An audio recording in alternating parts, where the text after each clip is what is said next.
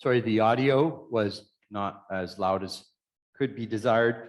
The main point, I encourage you to look at this on your own time to get the full argument, but the main point that Jane Goodall is making in this video is that she argues that chimpanzees are just as spiritual as we are, but that because they do not have words, they express that spirituality through their dance.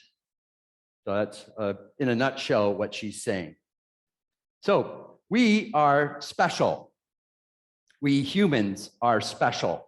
This is the story we like to tell ourselves. And logic being what it is, if we are special, it only follows that something or someone else must not be special. And it's the animals. So we are special and the animals are not. At least they're not like we are. They're not special like we are. And this is something we humans like to tell ourselves over and over. So what is it about us that makes us special, according to this old story that we tell ourselves? We have emotions in a way that animals do not. We have religion and animals do not. There's other things that we have that animals don't, but those are the two things I'm going to focus on today. And these are things that we tell ourselves so that we can remain a special species.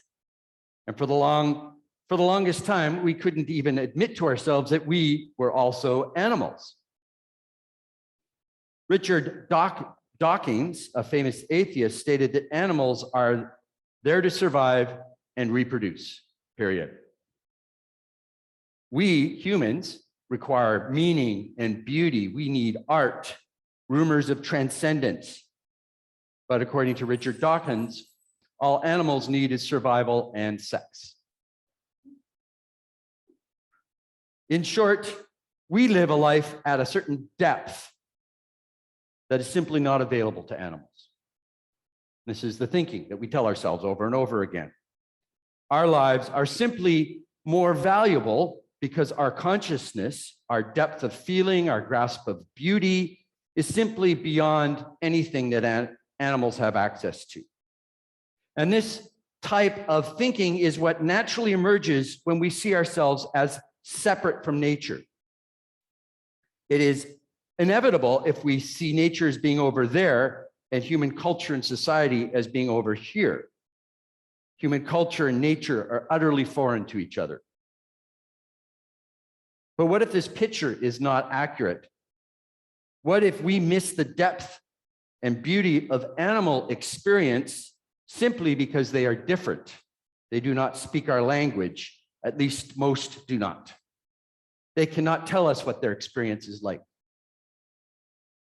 Any dog owner can tell you dogs feel and experience emotions.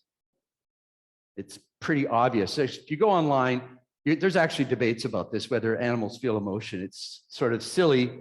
If you've owned a dog, it's obvious. Cookie, who is hiding here right behind Catherine next to Rhonda, gets overwhelmed with utter and complete joy. She is beside herself with happiness whenever Rhonda comes home after being away. She'll be happy about us too, but really it's Rhonda. She'll give us a token. Oh, you're here too. Good. Hey, Rhonda. There is no doubt that Cookie is extremely happy. There's really no doubt. But what about the more sublime feelings and emotions? As religious people, as spiritual people, perhaps the most sublime feeling we have is what happens when we encounter God in the Spirit. It's a sublime wonder and a sublime awe. Awe is something we could probably benefit by spending a little bit more time thinking about, talking about. Richard Dawkins concludes that all human activity comes down ultimately to survival. And this is the lesson that evolution has taught him. We have learned how to adapt, and this is what has enabled us to survive. And survival is no small accomplishment. Without it, little else matters. We don't survive. And we know planet's long-term viability is not certain. And this causes us, or at least should cause us, alarm. Survival is important.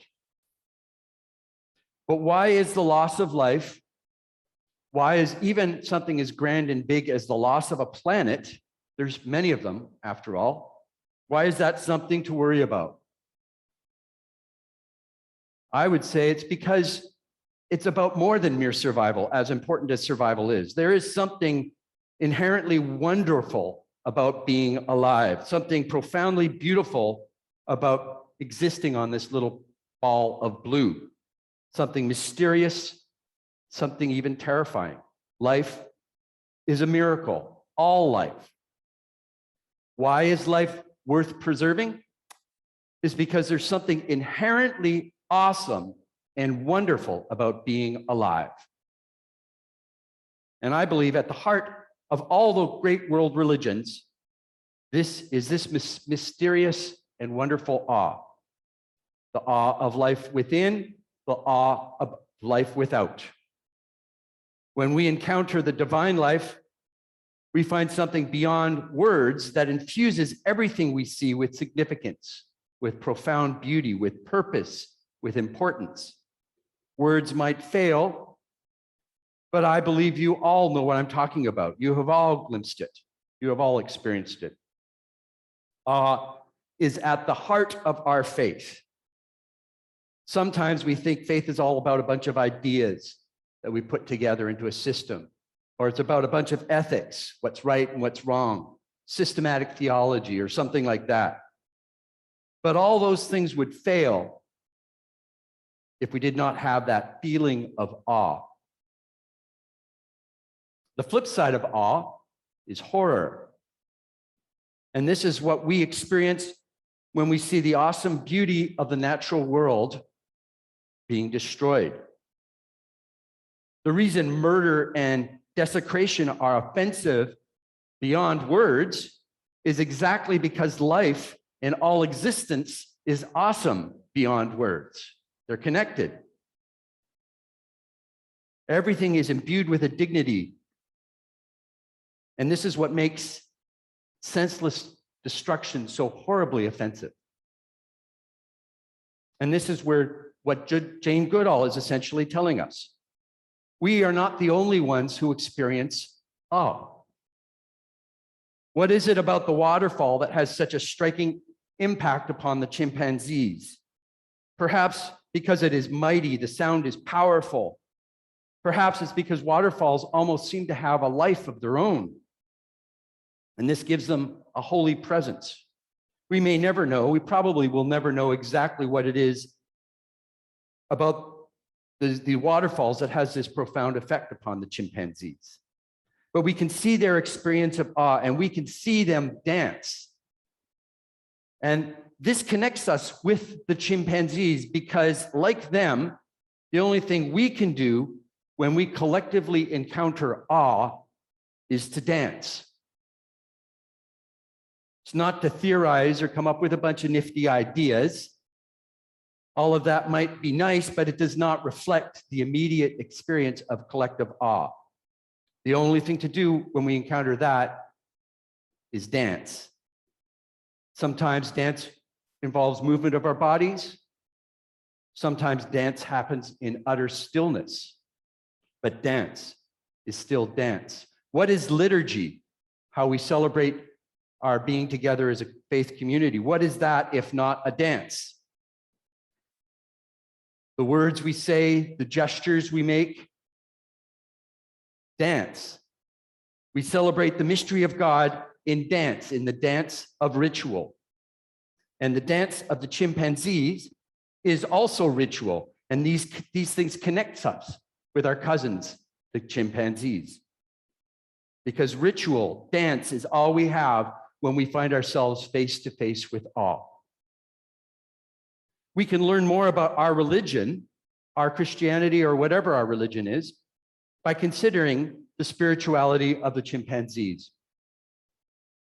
We can learn, for example, that our religious impulse is not something that separates us from nature, but rather something that we share with our non-human cousins. We bless animals today because we love our animals. We believe that God is with them. Perhaps the word God is simply too human to be relevant, but I've often wondered if perhaps God is more present with Cookie than with us. Sometimes our massively developed brain can actually get in the way of an immediate experience of awe. We can learn from our non-human cousins. We can learn how to be more spiritual, how to be more connected to the now, how to be free to become what you are. But we cannot learn from our non-human cousins if we do not listen to them. We cannot learn if we assume that they have nothing to say. We cannot learn from them if we see them as only something to be exploited.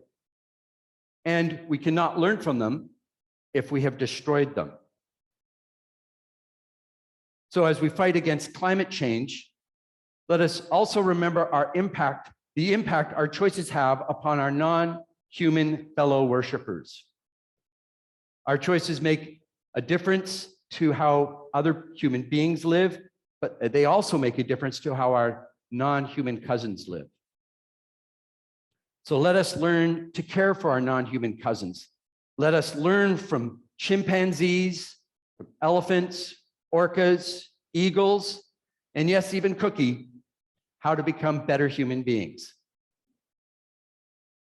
May it be so.